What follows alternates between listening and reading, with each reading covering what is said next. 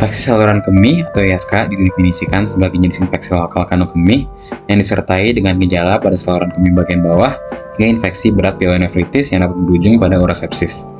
Infeksi ini disebabkan oleh bakteri dengan jumlah sebanyak lebih dari 100.000 koloni per unit bakteri per mililiter yang ditemukan dalam kultur urin atau bakteri urea, dan melibatkan organ-organ pada saluran kemih bagian atas yaitu ginjal dan ureter maupun bagian bawah yaitu kandung kemih dan uretra.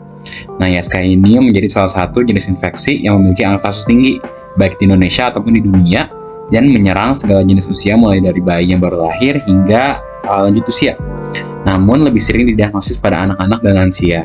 Nah, pada bayi sendiri, kasus ISK itu pada laki-laki lebih tinggi daripada perempuan. Namun, seiring berjalannya waktu, hal tersebut akan berbanding terbalik, di mana pada usia 6 bulan, yakni angka kejadian menjadi lebih tinggi pada perempuan. Dan angka kejadian ISK umumnya meningkat pada usia anak-anak, kemudian menurun saat memasuki usia dewasa, dan nanti akan meningkat kembali pada lansia dengan sebagian besar kasusnya terjadi pada perempuan. Menurut Ikatan Ahli Urologi Indonesia, pada tahun 2022 prevalensi ISK itu ditemukan sebanyak 30% pada bayi dan anak-anak di Indonesia disertai anomali tractus urinarius. Sebanyak 7,8% prevalensi ISK juga didapatkan dari anak-anak dengan gejala berkemih. Selain itu, umumnya prevalensi ISK itu dibedakan berdasarkan jenis kelamin, di mana pada salah satu meta-analisis yang telah dilakukan, mengungkapkan bahwa terdapat 7,5% ISK pada bayi perempuan, 2,4% pada bayi laki-laki yang disirkumsisi, dan 20,1% pada bayi laki-laki yang belum disirkumsisi pada usia di bawah 1 tahun. Nah, kejadian ISK pada anak laki-laki akan meninggi selama 6 bulan pertama kehidupan mencapai 5,3%, kemudian dia akan menurun seiring bertambahnya usia hingga menjadi 2% pada usia 0-6 tahun. Sementara itu, berbanding terbalik, kalau perempuan itu dia ISK-nya itu bakal lebih jarang di 6 bulan pertama kehidupan, yaitu hanya sebesar 2%. Namun, dia akan terus meningkat hingga 11% di usia 0-6 tahun.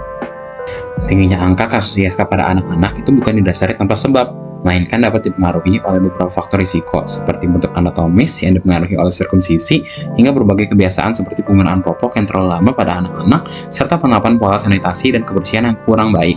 Selain itu, ISK yang tidak ditangani dengan segera dapat berujung pada komplikasi, seperti hipertensi hingga gangguan ginjal permanen, yakni ketika terjadinya obstruksi saluran kemih sehingga bakteri menjadi terkumpul dan mengakibatkan inflamasi khususnya pada kandung kemih yang dapat menyebar ke ginjal sehingga terjadi kerusakan ginjal secara permanen, sehingga perlu dilakukan langkah sedini mungkin untuk mengatasi ISK khususnya pada anak-anak. Nah, ISK sendiri merupakan masalah serius di seluruh dunia, termasuk negara berkembang. Hal ini karena terjadinya kurang fasilitas untuk pengumpulan sampel urin yang tepat dan diagnostik dasar di fasilitas kesehatan primer. Di tingkat nasional, upayanya untuk meningkatkan kesadaran masyarakat, pelatihan tenaga medis, serta penguatan sistem diagnostik menjadi langkah penting untuk mengurangi dampaknya. Sebagian besar penelitian terkait ISK pada anak dilakukan di negara berkembang, namun datanya masih terbatas. Kemudian terdapat beberapa faktor risiko yang menjadi penyebab terjadinya ISK pada anak-anak, seperti kurangnya kebersihan area genital pada anak-anak, ketidaktahuan orang tua mengenai tanda-tanda awal ISK, kelainan anatomis pada saluran kemih atau kebiasaan seperti menahan buang air kecil, dan juga kelebihan berat badan atau obesitas dan asupan cairan yang buruk merupakan faktor risiko yang sifatnya dapat dimodifikasi, yang dengan adanya kelebihan tersebut dapat meningkatkan risiko ISK pada anak-anak. Sementara itu, kegiatan menyusui dan sunat sering dikaitkan dengan penurunan kejadian ISK. Pada anak-anak, ISK memiliki risiko yang lebih signifikan karena renal scarring dapat berdampak pada penurunan fungsi ginjal yang kemudian akan memicu progresivitas gangguan ginjal akut dan penyakit ginjal kronis. Sementara infeksi sistemik yang dapat berpengaruh terhadap kejadian meningitis. Menurut salah satu studi yang dilakukan di daerah Bandung Barat, tingkat pengetahuan mengenai ISK cukup rendah, dengan persentase sebesar 42,5%. Nah, hasil penelitian tersebut menunjukkan bahwa terdapat hubungan yang signifikan antara pengetahuan dan kebersihan urogenital dengan gejala infeksi saluran kemih. Maka dari itu, gagasan yang diusungkan pada laporan ini bertujuan untuk mengatasi isu tersebut sejalan dengan program pemerintah pada Peraturan Menteri Kesehatan Republik Indonesia Nomor 27 Tahun 2017 dengan SDG Nomor 3 yang bertujuan untuk meningkatkan kesehatan hidup untuk semua orang pada semua usia. Lalu, Salah satu upaya untuk mengatasi isu tersebut yang diusung pada gagasan ini adalah dengan cara edukasi mengenai ISK disertai dengan screening preliminary menggunakan dipstick. Nama kegiatan yang kami lakukan adalah Siaga, sehatkan saluran kemih anak dengan gerakan edukasi. Siaga ini hadir untuk memberikan informasi dan penyuluhan kepada anak-anak, khususnya di SD Hamasa dan SD Plus Ar-Rahmat. Melalui sesi edukasi, games, dan screening urin, di sini kami mengajarkan anak-anak bagaimana cara mencegah ISK dengan menjaga kebersihan dan deteksi dini. Tujuan utama dari acara Siaga ini adalah untuk meningkatkan pemahaman anak-anak tentang ISK serta mengidentifikasi secara dini gejala ISK pada siswa-siswi menggunakan metode screening dengan dipstick urin. Indikator-indikator utama yang akan kami capai dalam acara Siaga yaitu: pertama, kami berharap ada peningkatan minimal 30% dari skor pretest ke posttest di setiap sekolah. Kedua, 80% siswa diharapkan berpartisipasi aktif dalam berbagai kegiatan, baik sesi tanya jawab maupun pengisian pretest dan posttest. Dan yang terakhir, 80% siswa yang hadir dapat berpartisipasi untuk dikumpulkan urinnya sehingga dapat dilakukan screening urin dengan uji dipstick urin.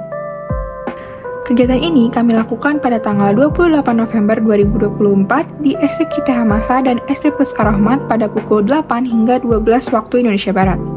Kegiatan yang bernama Siaga, Sehatkan Saluran Kemih Anak dengan gerakan edukasi ini kami lakukan untuk mengedukasi para siswa dan siswi sekolah dasar terkait dengan kesehatan saluran kemih dan juga cara mencegah terjadinya infeksi saluran kemih pada mereka.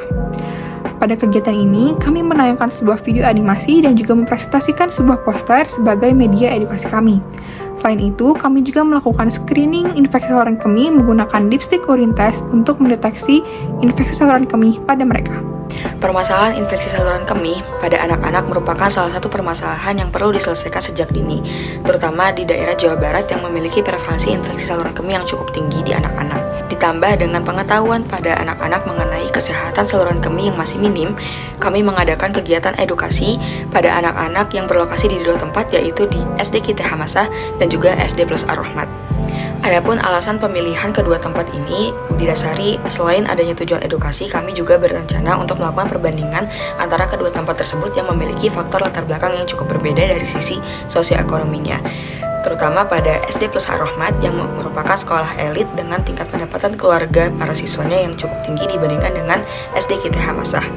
Selain ekonomi, kami juga melihat dari sisi kebersihan lingkungan sekolahnya pada kedua SD tersebut dan ingin mengukur apakah adanya pengaruh dari sisi kebersihan terhadap kesehatan saluran kemih pada para siswanya.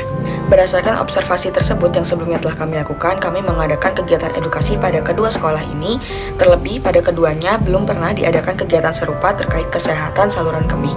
Pada pelaksanaannya, kami menggunakan video edukatif yang telah kami buat sendiri untuk sarana edukasi beserta dengan poster yang nantinya kami serahkan kepada pihak sekolah agar dapat ditempel di lingkungan sekolah dan dapat dibaca secara berkala pada para siswanya. Selain itu, kami juga menyediakan pretest dan juga posttest untuk mengukur peningkatan pemahaman terkait kesehatan saluran kemih pada para siswa. Dan di akhir, kami juga mengadakan screening kesehatan urin kepada para siswanya menggunakan dipstick urine test untuk mengukur kesehatan urin mereka pada saat itu. Langkah-langkah strategis yang kami lakukan untuk merealisasikan kegiatan, pada awalnya kami menentukan terlebih dahulu beberapa target sekolah yang akan diberikan intervensi melalui kegiatan siaga. Kemudian penentuan target-target sekolah ini didasarkan pada rentang usia yang rentan mengalami ISK atau infeksi saluran kemih. Kemudian, kami merancang konsep intervensi yang akan diberikan kepada anak-anak di sekolah tersebut. Proses perancangan intervensi ini dilakukan untuk menghasilkan suatu kegiatan yang menarik dan tidak membosankan bagi anak-anak, tapi juga dapat memberikan informasi dan edukasi yang penting bagi mereka. Maka dari itu, kegiatan ini terdiri dari games teka-teki silang mengenai ISK, penayangan video edukasi ISK yang menarik dan informatif, games tebak-tebakan mengenai materi ISK, dan juga edukasi menggunakan poster yang berisi materi ISK. Sehingga, melalui hal-hal tersebut, anak-anak akan lebih memahami dan mengingat materi ISK yang disampaikan. Jadi, cara-cara tersebut merupakan strategi untuk menyiapkan kegiatan siaga dan juga merealisasikan strategi-strategi tersebut agar kegiatan ini dapat berjalan dengan lancar. Beberapa hal yang masih perlu ditingkatkan dari kegiatan siaga ini adalah dalam aspek follow up, di mana setelah kami mengumpulkan urin dari anak-anak pada SD QT Hamasa dan juga SD Plus Ar-Rahmat, kami belum merencanakan langkah untuk melakukan follow up pada sekolah-sekolah tersebut jika adanya hasil tes urin yang mengarah pada kemungkinan terjadinya ISK. Selain itu, kami juga belum melakukan survei untuk mencari faktor-faktor risiko yang ada di dalam sekolah tersebut yang memiliki kemungkinan untuk menyebabkan terjadinya ISK pada anak-anak. Penilaian pretest dan post-test dilakukan dalam bentuk pertanyaan teka-teki silang yang berjumlah 7 soal. Penilaian dilakukan kepada seluruh sasaran, yaitu siswa-siswi kelas 4 SD Hamasah yang berjumlah 14 orang dan siswa-siswi kelas 5 SD Ar-Rahmat yang berjumlah 21 orang. Berdasarkan hasil analisis pretest dan post-test, didapatkan peningkatan nilai rata-rata dari pretest ke post-test di 2 SD, baik dari SD Hamasah maupun SD Ar-Rahmat. Di SD Hamasah sendiri terjadi peningkatan nilai rata-rata pretest ke post-test, yaitu dari 14,3 menjadi 97,8, dan di SD Ar-Rahmat terjadi peningkatan yang cukup signifikan pula, yaitu dari 24,5 menjadi 97,2, dengan rincian seluruh peserta mengalami peningkatan nilai. Hasil tes dipstik urin menunjukkan leukosit esterase positif yang cukup tinggi pada kedua sekolah, terutama di SD Ar-Rahmat, di mana seluruh siswa perempuan yang dilakukan pengujian menunjukkan hasil yang positif. Adapun di SD Hamasa tidak terdapat perbedaan signifikan antara laki-laki dan perempuan. Hasil yang cukup tinggi ini mengindikasikan adanya kemungkinan infeksi saluran kemih. Oleh karena itu dibutuhkan pemeriksaan lebih lanjut karena hasil yang positif bisa saja disebabkan oleh faktor lainnya. Untuk hasil nitrit ditemukan cukup rendah di kedua sekolah. Bahkan di SD Ar-Rahmat, baik siswa laki-laki maupun perempuan tidak ditemukan adanya nitrit positif. Hasil yang cukup rendah ini menunjukkan bahwa bakteri penyebab infeksi saluran kemih yang menghasilkan nitrit mungkin tidak menjadi penyebab utama infeksi pada siswa di kedua sekolah. Secara kesimpulan, di SD Hamasa bisa dilihat tidak ada perbedaan signifikan antara siswa laki-laki dan perempuan dalam hal prevalensi leukosit esterase positif. Namun di SD Ar-Rahmat, semua siswa perempuan menunjukkan hasil positif, sedangkan siswa laki-laki hanya 57%. Perbedaan ini perlu diinvestigasi lebih lanjut untuk mengetahui penyebabnya.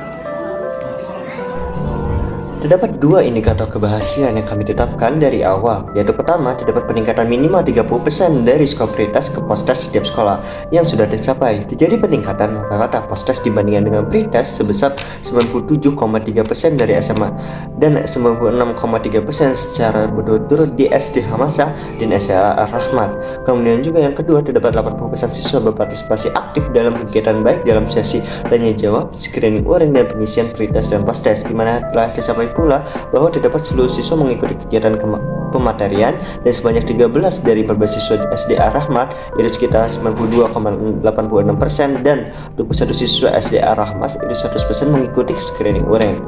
Kesimpulan dari acara kami adalah dengan tercapainya indikator-indikator keberhasilan tersebut, kegiatan siaga yaitu sehatkan saluran kemih anak dengan gerakan edukasi telah berhasil kami laksanakan. Kami berhasil meningkatkan pengetahuan siswa-siswa SD Hamasah dan SD Ar-Rahmat terkait infeksi saluran kemih dan mendapatkan data hasil tes dipstik urin yang kedepannya dapat diharapkan dapat dimanfaatkan oleh institusi layanan kesehatan masyarakat maupun oleh bidang akademik setempat untuk melakukan intervensi lanjutan maupun studi observasional menggunakan data-data tersebut.